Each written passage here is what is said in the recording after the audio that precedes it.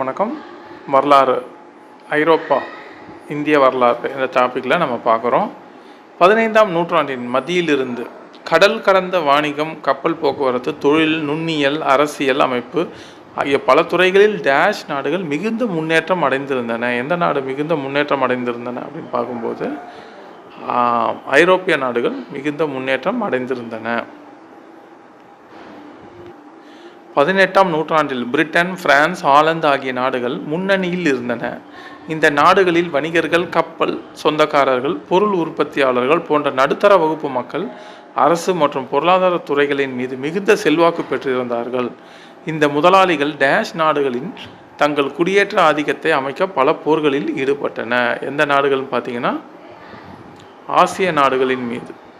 இந்த ஐரோப்பியர்கள் இந்த நாடுகள் அனைத்துமே தங்களுக்குள் போட்டியிட்டு இந்த கீழே நாடுகள் என்று அழைக்கப்படும் இந்தியா, சீனா போன்ற நாடுகளுக்கு வாணிபம் செய்வதற்காக தங்களுக்குள் குடியேற்ற ஆதிக்கத்தை அமைக்கிறதுக்காக போரிட்டனர். அதன்படி டச்சு இந்தோனேஷியா நாடுகளில் கைப்பற்றியது. நறுமணத்தீவு என்று அழைக்கப்படும் இந்தோனேஷியாவை கைப்பற்றியது. ஆங்கிலேயர்கள் சீனா, இந்தியா போன்ற இலங்கை போன்ற நாடுகளை காலனித்துவ நாடுகளாக மாற்றினர். டேஷ் மற்ற மேற்கு ஐரோப்பிய நாடுகளுக்கு வெகு காலத்திற்கு பின்னர் தான் வாணிபம், ஆதிக்கம் மற்றும் குடியேற்ற ஆதிக்கத்தில் இறங்கியது. எந்த நாடுன்னு பார்த்தீங்கன்னா ரஷ்யா. ஐரோப்பிய நாடுகள் தான் ஆரம்பத்தில் இங்கிலாந்து, போர்ச்சுகல், டச்சு, டேனிஷ்காரங்க அவங்க பிரெஞ்சுக்காரர்கள் இங்கிலாந்து வரிசையை அவங்க காலனித்துவப்படுத்தினாங்க.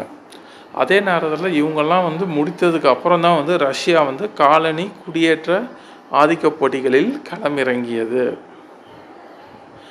ஆசியாவில் ஏற்கனவே மற்ற நாடுகள் தம் ஆதிக்கத்தை நிலைநாட்டி விட்டதை கண்டது. எனவே தனது அண்டை நாடுகளான பாரசீகம், ஆப்கானிஸ்தான் ஆகிய நாடுகளின் மீது தனது ஆதிக்கத்தை நிலைநாட்ட திட்டமிட்டது. அது யார்? எந்த நாடு பார்த்தீங்கன்னா ரஷ்யா. ஆப்பிரிக்கா கண்டத்தில் இருக்கிற பெரும்பாலான நாடுகளையும் ஐரோப்பிய நாடுகள் காலனித்துவப்படுத்திட்டன. ஆசிய நாடுகளையும் என்ன பண்ணிடுச்சு?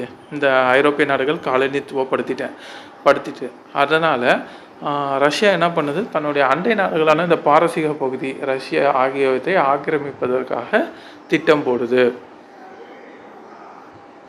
பல குடியேற்றங்களை அமைக்கவும் பாரசீகம், ஆப்கானிஸ்தான் ஆகிய நாடுகளில் தமது ஆதிக்கத்தை விரிவுபடுத்தியும் டேஷ் விரும்பியது. எந்த நாடு விரும்பியதுன்னு பார்த்தீங்கன்னா இங்கிலாந்து. இங்கிலாந்து என்ன பண்ணுது?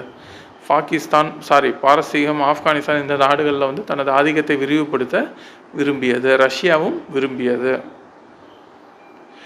இந்தியாவிற்கும் ஆப்கானிஸ்தானிற்கும் இடையே அமைந்துள்ள வடமேற்கு எல்லைப்புற பகுதிகளில் தனது ஆதிக்கத்தை நிலைநாட்டுவதற்கு டேஷ் அரசு விரும்பியது. எதுனா பிரிட்டிஷ் இந்திய அரசு விரும்பியது. இந்தியாவின் வடமேற்கு பகுதிகளை ஆக்கிரமிப்பு செய்ய வேண்டும், ஆப்கானிஸ்தானை இணைக்க வேண்டும், ரஷ்யாவிற்கு போட்டியாக களமிறங்க வேண்டும் என்ற எண்ணமும் பிரிட்டிஷ் இந்தியாவிற்கு இருந்தது. ஆப்கானிஸ்தான் நாட்டினை பணிய வைக்க டேஷ் பிரபு முதலாம் ஆப்கானிய போரினை தொடங்கினார். இந்தியாவில் ஆப்கானிய போரை தொடங்கினார். 1839-41 நடைபெற்றது. ஆனால் அப்போரில் ஆங்கில படை முழுவதும் அழிக்கப்பட்டது. யார் அப்போ இந்தியாவின் கவர்னர் ஜெனரலாக இருந்தார் பார்த்தீங்கன்னா ஆக்லாந்து பிரபு அவர் தான் இருந்தார். ஆப்கானிஸ்தான் போர் 1831-41 ஆகிய ஆண்டுகளில் நடைபெற்றது. இதில் இங்கிலாந்து கடுமையான தோல்வியை சந்தித்தது. இந்த போருக்கான பணம்லாம் இந்தியர்களுடைய பணம் தான் எடுத்து கையாளப்பட்டது, இந்திய அரசின் பணம். அடுத்து சிந்து பகுதி கைப்பற்றப்பட்ட ஆண்டு எது? சிந்து பகுதி ஆங்கிலேயர் எந்த ஆண்டு கைப்பற்றாங்க? 1843ஆம் ஆண்டு. பஞ்சாப் பகுதி கைப்பற்றப்பட்ட ஆண்டு எது? ஆங்கிலேயர்களால் பஞ்சாப் பகுதி கைப்பற்றப்பட்ட ஆண்டு 1849ஆம் ஆண்டு. சிந்து, பஞ்சாப் இதெல்லாம் பாகிஸ்தான் இந்த வடமேற்கு மாகாணங்களில் இருக்கிற பகுதிகள். அதுக்கப்புறம் இதை கைப்பற்றினதுக்கப்புறம் ஆப்கானிஸ்தானை கைப்பற்றுவது எளிமையாக இருக்கும் என்பதற்காக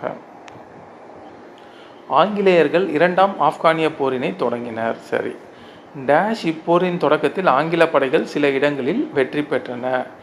ஆங்கில படை 2ஆம் ஆப்கானிய போரினை தொடங்கின. இப்போரின் தொடக்கத்தில் எப்போது தொடங்கப்பட்டதுன்னா 1878-80ஆம் ஆண்டு.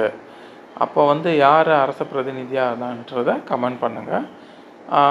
முதல் ஆப்கானிஸ்தான் போரும் எப்பொழுது நடைபெற்றது? 1839, 1839-41 ஆகிய ஆண்டுகளில் முதலாம் ஆப்கானிஸ்தான் போர். 1878-80 ஆண்டுகளில் 2ஆம் ஆப்கானிஸ்தான் போர் நடைபெறுகிறது. இதை நோட் பண்ணிக்கணும் இந்த இயரை. அடுத்து லிட்டன் பிரபு அரச பிரதிநிதி பதவியை துறக்க காரணமான நிகழ்வு எதுனா ஆப்கானிஸ்தான் இழக்கப்படுதல். ஆப்கானிஸ்தான் வந்து ரஷ்யா கிட்ட இழக்கப்பட்டது. அதனால் லிட்டன் பிரபு அரச பிரதிநிதி பதவியை துறக்க காரணமான நிகழ்வாகும். ரஷ்யாவுக்கும் ஆப்கானிஸ்தானுக்கும் இடையே டேஷ் பிரதேசத்தின் எல்லைக்கோடு முறையாக ஏற்பட்டது. எந்த போனால் பாமீர். ஆப்கானிஸ்தானும் ரஷ்யாவும் அந்த பாமீர் பகுதியை எல்லைகளாக வகுத்து கொண்டன. இதனால் அவங்களுக்கு இடையே இருந்த பிரச்சனை, ரஷ்யாவுக்கும் ஆப்கானிஸ்தானுக்கும் இடையே நடந்த பிரச்சனை தீர்த்து வைக்கப்பட்டது.